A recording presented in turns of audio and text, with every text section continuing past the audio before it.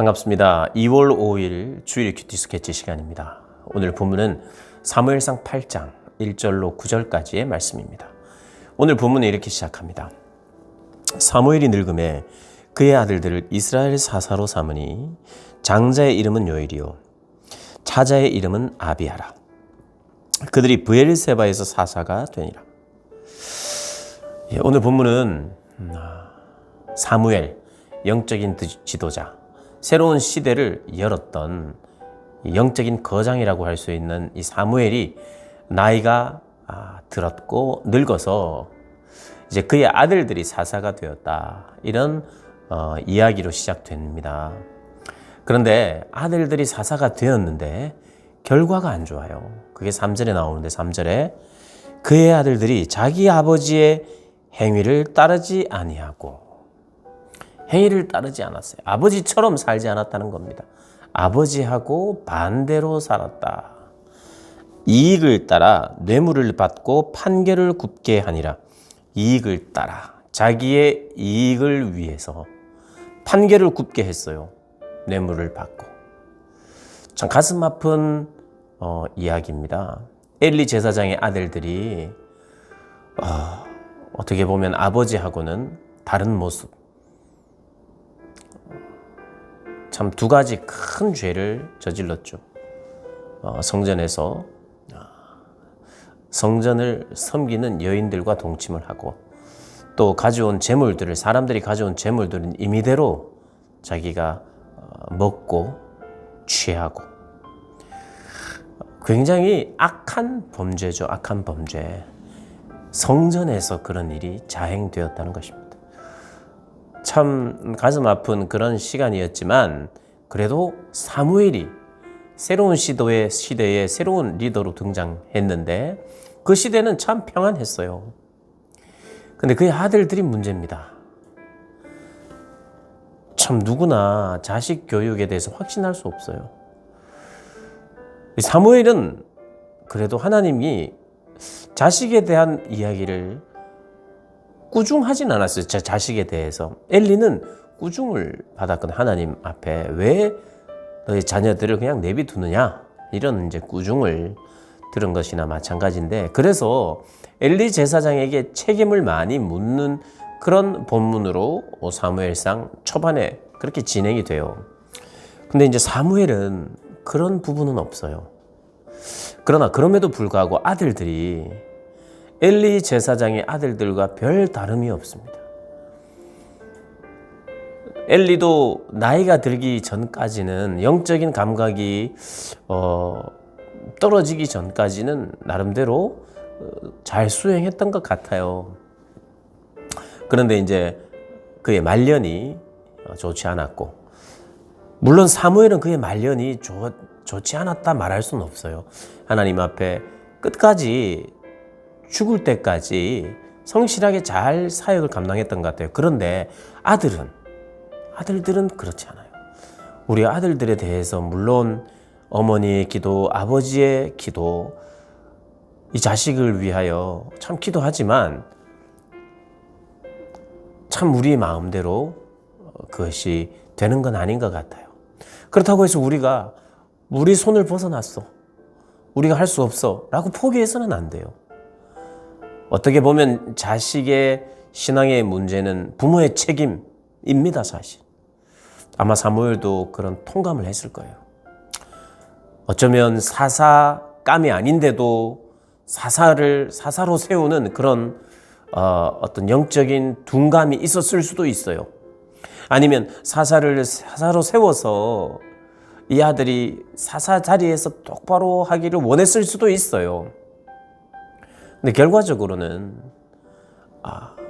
이들이 사사의 역할을 제대로 감당하지 못하고 오히려 사사로 세워져서는 안 되는 사람임을 결과적으로 보여줍니다. 어쨌든 사무엘도 이 사사직으로 아들을 사사로 세울 때는 사실 사사가 되는 것은 세습이 아니거든요. 아들들이 할 수 있는 게 아니라 하나님이 지명하셔야 돼요. 물론 하나님이 지명하셔서 아들을 세우기를 원하시면 세울 수 있죠. 그러나 사사는 하나님이 세우셨어요. 근데 사무엘이 무엇 때문에 아들을 세웠는지는 모르겠지만 결과적으로는 부정적이에요. 아마도 과정이 그렇게 썩 좋아 보이진 않습니다.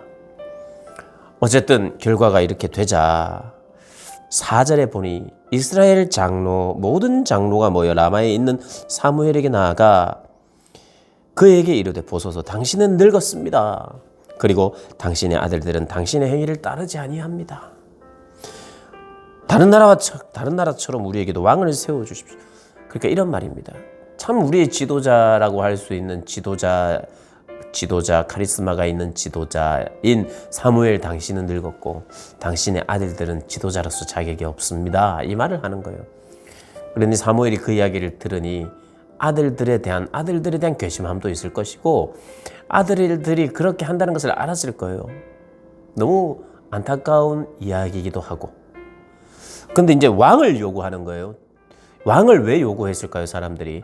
일단은 강력한 카리스마가 있는, 그래서 자기들을 잘 통치해 줄 수 있는 다른 나라들의 왕이 굉장한 권력을 가지고 권세를 가지고 나라를 통치하고 전쟁을 하고 이런 것을 보면서 우리도 강력한 통치자 왕을 세워서 적국으로부터 우리를 보호하고 왕에게 권세와 권력을 집중시켜서 우리가 그 왕을 따르고 믿고 의지하면서 우리가 구원을 좀 얻었으면 좋겠다라는 그런 의미로 왕을 세워주기를 원했어요.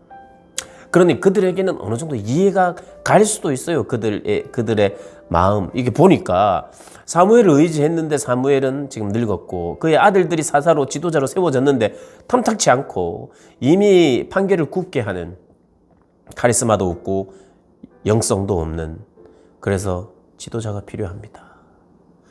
어떻게 보면 참 안타까운 그런 백성으로서의 우리에게는 진짜 지도자가 필요한데 왜 이런 지도자가 세워졌느냐, 지도자를 바꿔주십시오 라고 하는 탄원일 수 있어요. 그런데 하나님의 말씀은 좀 다릅니다. 하나님은요 이렇게 이야기합니다. 6절 우리에게 왕을 주어 우리를 다스리게 하라 했을 때에 사무엘이 그것을 기뻐하지 아니하여 여호와께 기도하며, 사무엘이 기뻐하지 않았어요. 왜냐하면 두 가지일 거예요. 어떤 개인적인 감정으로는 자기와 자기 아들에 대한 불신이죠. 어떻게 보면 자기를 향한 불신은 아니지만 아들들을 향한 불신이에요. 기분이 좋을 수는 없어요. 그리고 두 번째는 기뻐하지 않은 이유가 하나님이 왕이신데 어찌 다른 나라들처럼 사람을 의지하고 왕을 의지하겠느냐, 왜 왕을 세우겠느냐, 그래 반대하는 마음이 있었고 기뻐하지 않았어요. 그래서 8절 보면 내가 그들을 7절을 보면 여호와께서 사무엘에게 이르시되, 여호와께서 사무엘에게 이릅니다. 백성이 너에게 한 말을 다 들으라, 다 들어줘라. 이는 그들이 너를 버림이 아니요 나를 버려 자기들의 왕이 되지 못하게 함이니라. 이스라엘 백성들에게 있어서 지금 먹고 사는 문제가 제일 중요해요. 그런데 제대로 먹고 살게 해줄 수 있는 사사가 아닌 거예요, 엘리의 아들은. 그러면 그들이 약자고 그들이 백성들에게는 문제가 없는데 지도자에게 문제가 있는 것처럼 우리가 들릴 수 있는데 하나님은 그렇게 말씀하시지 않고, 물론 지도자도 문제예요. 그런데 백성이 너를 버린 것이 아니라 나를 버린 것이다. 그러면서 8절에 내가 그들을 애굽에서 인도하여 낸 날부터 오늘까지 그들이 모든 행사로 나를 버리고 다른 신들을 섬김같이 내게도 그리하는도다.